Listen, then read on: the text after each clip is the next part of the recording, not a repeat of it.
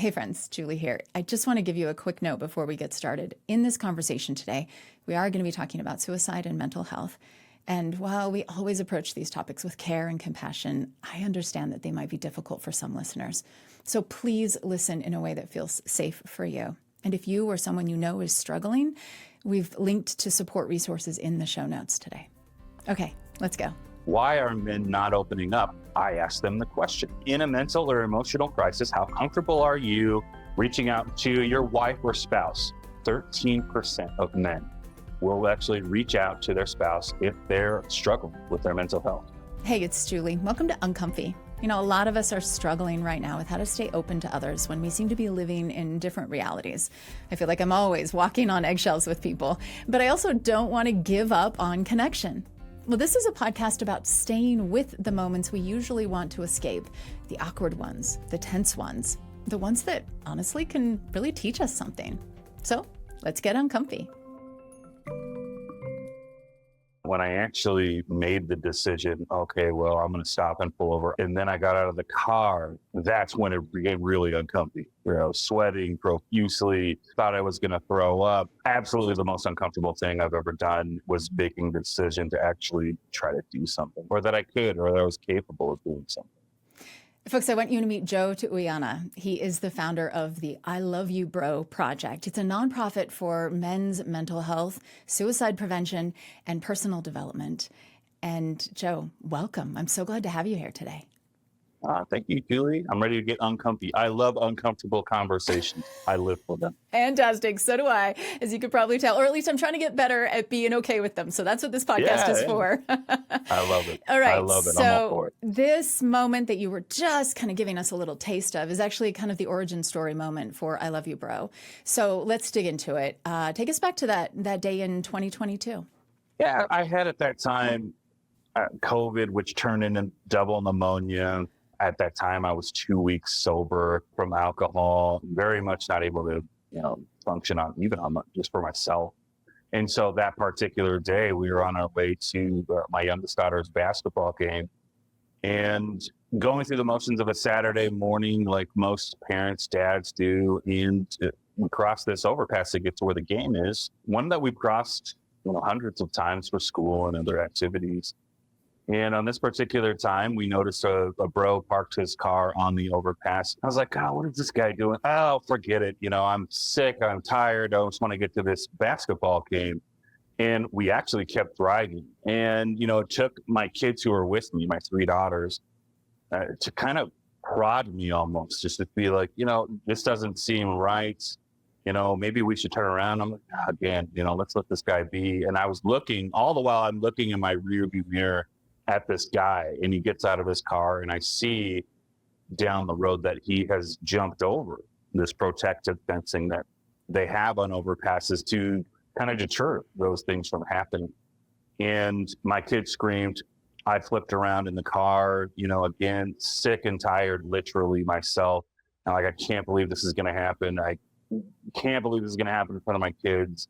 Why me? Why me? God, kind of a situation, which we all have a few of those, right, in our lives. And so I told my oldest daughter to call the police. I told my other 2 daughters, just chill here. I got this thing, kind of the single dad mentality I had at the time, raising my 3 daughters. And when I stepped out of the car, I actually thought, I was overwhelmed with the gravity of the situation. I said a quick prayer that just please, God, let this guy feel your love for him. And it's not like it was this Red Sea parting situation, but I had a few more bars of energy that would give me some confidence moving forward. And so I was like, okay, I think I could do this. Just looking like me, what can I do to make myself less intimidating? I mean, I'm 6'3", I'm 315 pounds. I mean, I'm a big guy. And so just being me could make this situation worse. And so I decided to open my arms to him like I wanted to give him a hug. So I reached out my arms to him, and I slowly started walking towards him. And by the way, overpasses super loud, if you walk over one. And so I actually was screaming this statement to him, I love you, bro. It's all that I could think of at the time. In what was to me, like, what would Jesus do in this situation? If he's here on this overpass, what would he do or say? And so I figured, I actually pictured him in my brain walking towards him with his arms open, you know? And so I started screaming, "I love you, bro," to this brother, and got right beneath him. And ultimately, he started frantically looking between me and the overpass and the great beyond, so to speak. And I had a feeling to jump up there and grab him. And so I did. And I grabbed him, pulled him over this fence. We slid down to the safety of the sidewalk where I was standing, and just sat and cried together and had this perfect, peaceful 60-ish seconds of just, love and compassion and complete empathy. And we just gripped onto each other. I just could not let go of each other. And, then after about, 60 seconds or so, society started showing up. And the first guy that came, mind you, people are so good. They don't want to do the wrong thing. Human beings, I have faith in them. These are people trying to be helpful. And so the first guy shows up.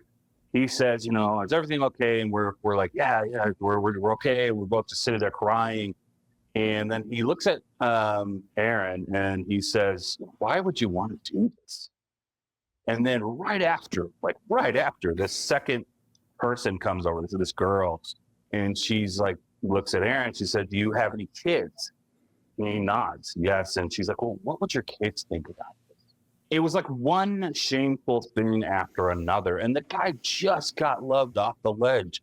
We're right there on the overpass. And even me, a knucklehead, not in the mental health game, was like, why would people be saying this here? It's so hurtful in a situation that needs care and compassion. And so, yeah, it was very, I would say that moment right there was very telling to me on the way our community is educated on suicide prevention and just talking and mental health, having a conversation like that. So, wow.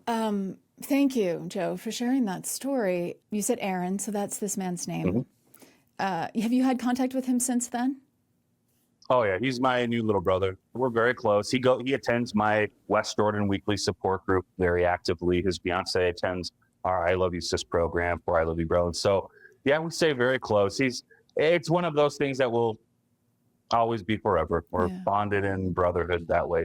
I keep thinking about that moment when you were like, let this guy do whatever he's doing, like it's initially annoyance. And then it's like, I don't know, it's none of my business. And then it's like, oh my gosh, actually, this is something serious that's happening here. And then you said you immediately turned around. What do you think prepared you? Or was there anything now in hindsight in your life that kind of prepared you to be willing to take that step? It's totally a fantastic question. I think, I have my best friend died by suicide. Most of us have someone close to us die by suicide, or some of us multiple people. And so, I had that came sharply to my heart, at the time. And I was a functioning alcoholic, still doing my thing, functioning, but just miserable, still at the same time. And so the question, if I'm thinking, okay, well, what made me the perfect person for this was exactly being the brokenly broken individual that I was at the time, and I think the person who calls 911, that's a great decision. That's a good thing to do. That would probably be most cases, the right thing to do. For me, I felt inspired to pull behind the car, to do the things that I did and to say the things that I said. And thank you, Jesus, that I love you, bro, was the only thing that I could say. And so I think to prepare myself to be in that moment was to be as broken as Aaron at that time and to feel as broken as Aaron. And together we created space that was whole and full and loving and peaceful. Thank you for sharing that. What was the bridge then? I guess not to be too literal about it, but what was the connector from that moment then to support groups, which is one of the things that I Love You Bro does? Yeah, that's so I finally told my mom and my siblings about this. My mom told the news. The news, it went bonkers online, and Aaron saw his own news story and then reached out to me directly and said, thank you for saving my life. Sorry I made you late for this basketball game. This guy, he's funny. So I invited him over to dinner with me and my kids. So he brought his son over, he brought his mom, had this beautiful evening. And then I, again, created space for us to have a conversation, an uncomfy conversation about what brought him to that point. And he just happened to be a dude who had a couple terrible things happen in a short period of time. And observationally, that's most men when it comes to suicide ideation and suicidality. And so we Googled, searched some services that were in the area for men's mental health and suicide prevention. Didn't find anything for men specifically, yet found that men were 80% of all suicides. And I'm like, this is ridiculous. And so I had a buddy who was a therapist, had an office, and I was like, I think I can help Aaron. I think I'll get some of my close friends, I'll get some family, and then we'll just get some connection for him. And we'll just start there and see what we can do. And so we started with one group in Provo that met every week for Aaron. And then come to find out, 2, 3, 4 weeks into it, we had dudes there who I had no idea who these guys were. And it was very reflective of the need in the community of something that was weekly, something that consistent, something that was a safe, judgment-free space for men to come actually talk about some of the stuff that they're going through, like Aaron. And so now, or I should say after that, I started a nonprofit for men's mental health and suicide prevention, and I fittingly called it the I Love You Bro Project. And now, today, we have 15 different weekly support groups throughout the state of Utah. It's the space that Aaron and I created on the Overpass. We just franchised it throughout the state. So are they led by a therapist? They're peer-to-peer groups. That would be the model that we have. And they're led by just, again, grossly broken dudes who, like me and Aaron, these guys just happen to come to a group of mine, found not only a space to share that was safe and shame-free, but then also found opportunities to serve other men by their attendance and participation. And so they wanted just more. How do I get more of this fulfillment and purpose, Joe? And so I'm like, well, you can help me start a group here and over here. And so they're trained with some suicide prevention. They have my own mentorship training for navigating conversation.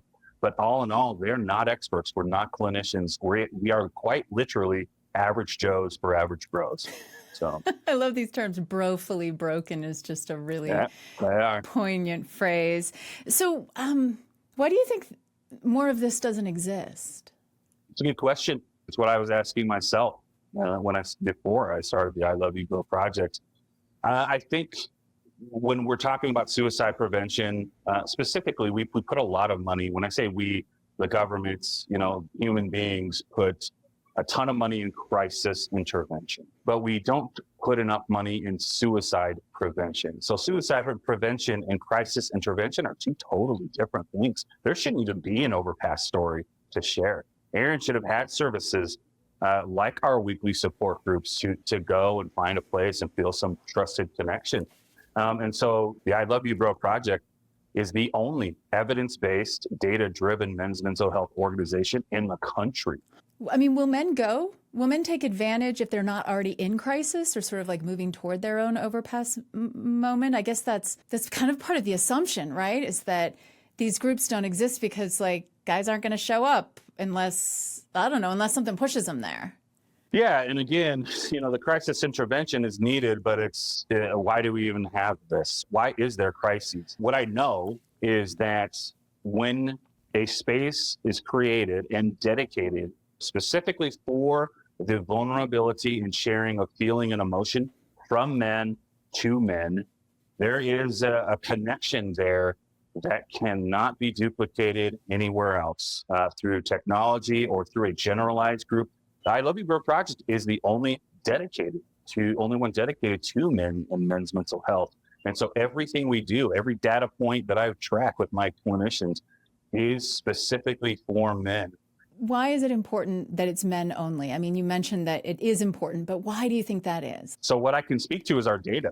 And so every time a bro comes to one of our weekly support groups, he scans a QR code. And so there's like 12 questions just asking about, what emotions are you experiencing? What challenges are you facing? How are your relationships? That type of thing. And 4,000 men later who have come through our weekly support groups over the last 3.5 years, we kind of know what we're doing now. We kind of know what we're talking about. So to the point of why are men not opening up? I ask them the question, okay? How comfortable are you when in a mental or emotional crisis? How comfortable are you reaching out, let's just say, to your wife or spouse? Wife or spouse currently is at 13% of men will actually reach out to their spouse if they're struggling with their mental health. Other family, parents, siblings, adult children, that's at 15%. 988's at 8%. So we know that they won't, so why aren't they reaching out? The number one reason why our data shows overwhelming 52% of them, first is men don't want to be burdened to their women. And that's not just, okay, we want to shove all the stuff on them, but we acknowledge that women also carry a burden and we don't want to add to it. Number two would be, we don't want the fear of judgment, of the way people perceive us. I know that I don't open up to certain people because some people just don't want to listen very well, or they don't have the ability to listen without fixing. And so we don't want to be fixed. Nobody does. And so in our support groups, our spaces, so, the two things we say in group is, this is a space where we celebrate wins and we honor pain. And if you have something you want some counsel for, just ask. Otherwise, we're just here to listen and to love you, bro. And I Love You, Bro is able to also connect people to therapy resources for maybe more intensive work Yes. if necessary. Okay. Yes. We have resources outside of just our support groups.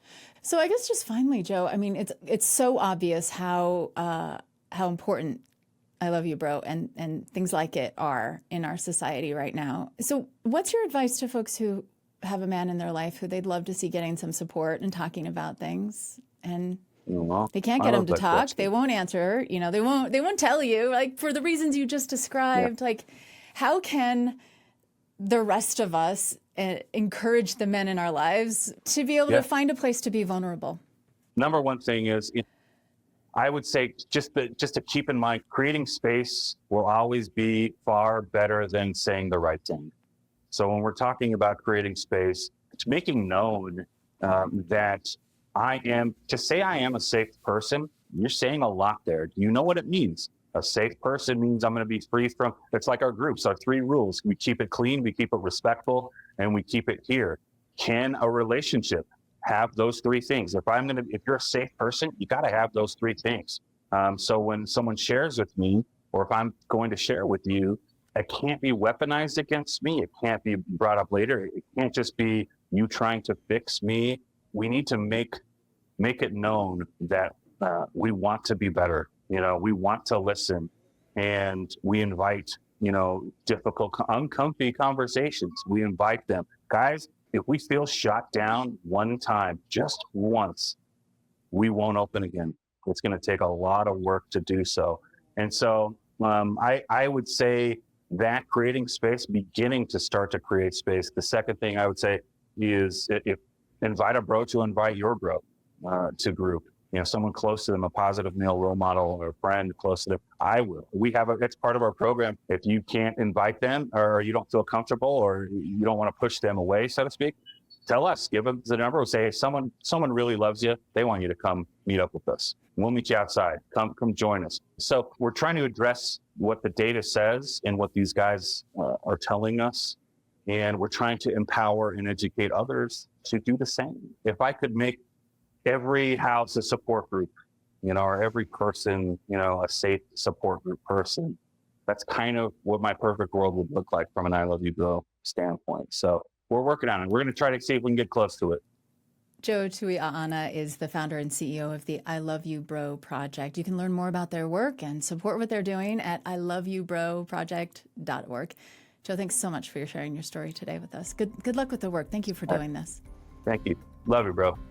And if you or someone you know is struggling right now, There is help available. The Suicide Crisis Lifeline is free, it's confidential, and it's open 24/7. You can call or text 988 to talk to someone and get support, and also get resources to support someone you love. Thank you for getting uncomfy with us today. Have you ever chosen to open up to someone, even when it felt difficult? I would love to hear your story. Email me at uncomfy@byu.edu or connect with us on social media. We are at uncomfy.podcast on Instagram. Let's keep the conversation going. Let's keep supporting one another. Uncomfy is a BYU radio podcast. Samuel Benson produces it, and the team includes Hyobin Kim and Abby Karras. Our theme music was composed by Kelsey Ney. I'm Julie Rose. I can't wait to get uncomfy with you again next week. Hey friends, it's Julie. I want to recommend a show your whole family can enjoy together.